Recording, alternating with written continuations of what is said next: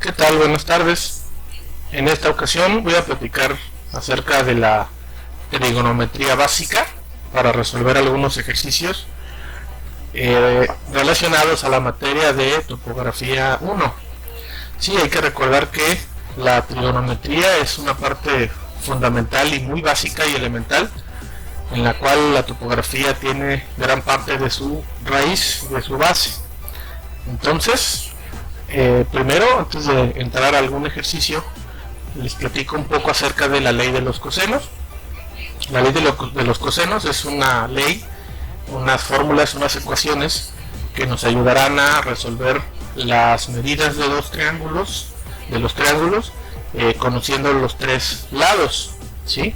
Entonces, supongamos que aquí tenemos un triángulo conformado o nombrados con la letra A, B y C en sus vértices, y donde tenemos el lado contrario al vértice lo vamos a nombrar como con su letra pero minúscula, ¿sí? Por ejemplo, si aquí tenemos nuestro vértice A, vamos a nombrar aquí como el lado A contrario a su vértice, ¿sí? Su vértice B, lado B minúscula, y C y su lado contrario C minúscula. En este caso, las ecuaciones o esta ley nos dice entonces que si nosotros consideramos, sumamos primero los cuadrados de sus lados o los lados que conforman a ese ángulo, y luego le restamos el cuadrado del lado opuesto, ¿sí?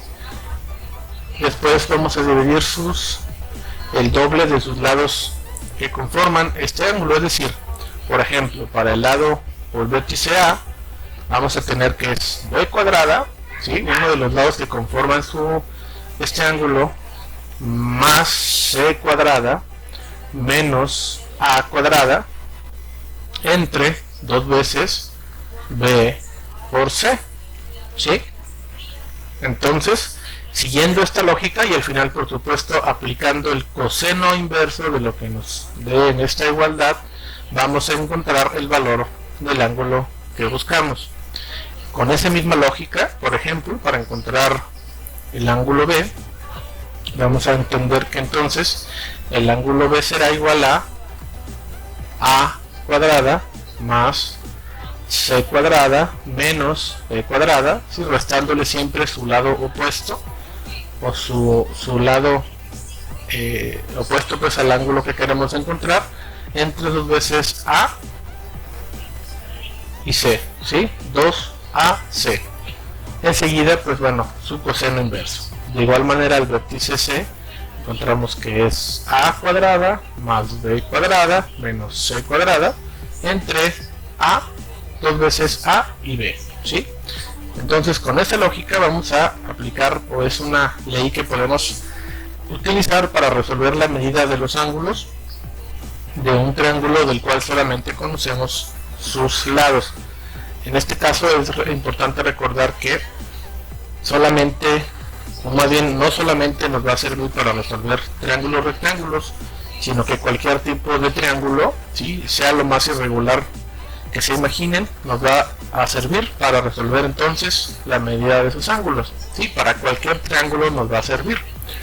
En este sentido también entonces vamos a poder aplicar otra ley también conocida como ley de senos, sí, que nos dice entonces que si seguimos el mismo parámetro o la misma condición en donde los lados contrarios, ¿sí? Le vamos a nombrar con su misma letra pero minúscula, ¿sí? Por ejemplo, vértice A, letra A minúscula, vértice B, B, C y C, ¿sí? La misma lógica. Si lo acomodamos de esa forma, entonces tenemos que el seno del ángulo A entre el lado A va a ser igual a el seno del ángulo B entre B, y a la vez va a ser igual a el seno de C entre C, ¿sí?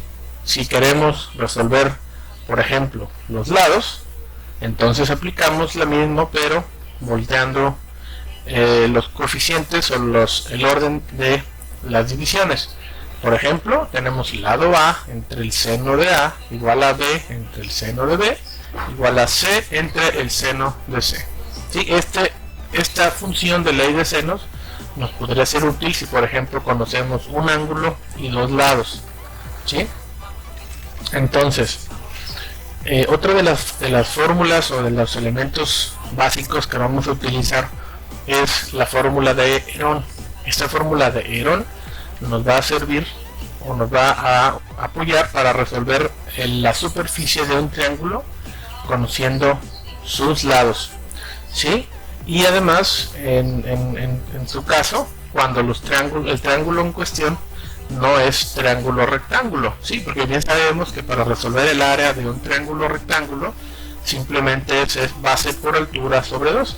En este caso, cuando el triángulo no cumple la condición de tener un ángulo de 90 grados, entonces tenemos que seguir esta fórmula, que nos dice entonces que tenemos que primero resolver la letra S, ¿sí? Que es el semiperímetro, que nos dice que entonces la raíz cuadrada de el semiperímetro multiplicada por la diferencia del semiperímetro menos cada uno de sus lados va a regresarnos la superficie o el área de dicho triángulo, ¿sí? Primero resolvemos el semiperímetro y enseguida aplicamos el área, ya conociendo la letra S o semiperímetro. Entonces ahora sí vamos a ejemplificar estos datos con un levantamiento.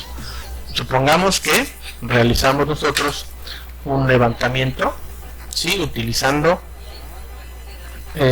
una cinta, y entonces medimos mediante el uso de diagonales. Entonces nosotros, un polígono de 4 lados, medimos cada uno de sus lados. Sí, estos lados es importante recordarles que debieron haberse levantado mediante las técnicas de promedio, ¿sí? Promediando la distancia de ida, de vuelta, y obtenemos entonces las medidas ya corregidas o ya promediadas. Entonces tenemos el lado AB, el lado BC, el lado CD y DA, y al mismo tiempo también con una cinta medimos una diagonal para conocer entonces o para formar dos triángulos, triángulo 1, triángulo 2. El triángulo 1 conformado por los vértices A, B y D, mientras que el triángulo 2 está conformado por los vértices B, C y D, ¿sí? Entonces, considerando esto como dos triángulos independientes, podremos aplicar la ley de los cosenos. ¿Qué necesitamos conocer? En esta ocasión, para este ejercicio, debemos de conocer o de resolver dos datos fundamentales. En primera, si consideramos que ambos triángulos son independientes, vamos a tener que entonces cada uno de ellos tendrá un dato para verificar sus condiciones, es decir, vamos a calcular el vértice A, la medida angular del vértice A, del vértice B, del triángulo 1 y del vértice D. Como bien saben, la suma de los tres ángulos internos de un triángulo deberán de sumar 180. Si lo hicimos bien, este dato debería de coincidir con la suma de los 180. ¿Sí? Ahora, si resolvemos de la misma manera, los tres ángulos del triángulo 2 también deberán de sumar 180. Si estas condiciones se cumplen, podremos entonces estimar los ángulos del polígono del ángulo A, del ángulo D completo, sumando sus dos particiones, el vértice C y el vértice B, también sumando sus dos particiones, siguiendo entonces la regla que nos dice que entonces la suma de los ángulos internos de un polígono de n lados será igual a 180 por n menos 2, donde n es el número de lados. En este caso entonces este polígono de 4 lados deberá de tener 360 como suma de sus ángulos internos. Por otro lado, si este primer paso de los ángulos internos nos corresponde a la suma tanto de los triángulos como del polígono general, entonces podremos calcular con la fórmula de Herón la superficie del triángulo 1 y la superficie del triángulo 2, donde al sumarse pues nos dará la superficie del polígono que deseamos conocer. En este caso entonces, digamos concluyendo o en conclusión, vamos a buscar los ángulos internos del polígono general y la superficie del mismo polígono general. Entonces, ¿cómo lo vamos a resolver? Nombramos entonces triángulo 1, ¿sí? En donde vamos a nombrar, por ejemplo, con letra minúscula a el lado contrario, vértice a lado A, vértice D, lado D, vértice B, lado B, ¿sí? Entonces tenemos que el lado A mide 47.22, el lado B 25.87 y el D 37.14. Aplicamos ley de cosenos, por ejemplo que nos dice que, por ejemplo, para el vértice B, ¿sí? Tendremos que D cuadrada, ¿sí? Más A cuadrada. Recuerden que primero la suma de los cuadrados deberán de ser de los lados que conforman el ángulo que deseamos resolver. D y A forman el ángulo B en el triángulo 1, por lo cual así lo debemos de acomodar. Perdón, ahí entonces al final le vamos a restar B cuadrada, ¿sí? Que es el lado contrario del ángulo. Y al final entonces por 2 veces D por A, ¿sí? En su defecto entonces, si sustituimos datos, nos quedaría así: D cuadrada 37.14 al cuadrado más A, que es 47.22 menos 25.87, y al final dividido entre 2 por 37.14 por 47.22. Estos mismos números los volvemos a acomodar aquí. Al final lo que nos dé de esta ecuación, le aplicamos coseno inverso y obtenemos la medida angular de B, ¿sí? Si lo hacemos bien, entonces vamos a tener que el ángulo D tendría 51, 32, 20.08. El ángulo A, hay que al final esta ecuación nos dará como resultado un ángulo decimal. Ya al convertirlo en sexagesimal o en grados, minutos y segundos, nos quedaría así: el ángulo A entonces nos daría 95, 24, 27.08 segundos y 3303, 12.84, donde nuestra comprobación de los tres ángulos es que al sumarlos deberá de dar exactamente 180. En este caso, y si ustedes lo resuelven en su casa, se darán cuenta que la suma sí nos corresponde. Esto como primer comprobación del triángulo 1. En el triángulo 2, ¿sí? Ahora vamos a tener en cuenta que entonces tenemos el vértice C, el lado C, contrario siempre al lado que queremos, o al ángulo que queremos resolver. Vértice D, lado B, vértice D, lado D.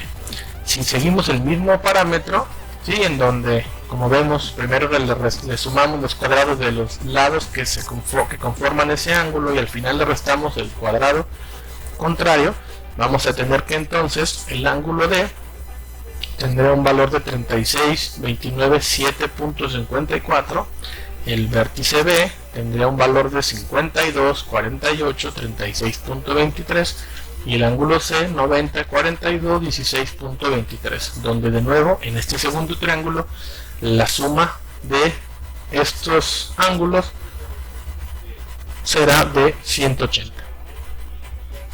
Si verifican en este ejercicio o en este ejemplo, se darán cuenta que efectivamente nos da la suma de 180 grados.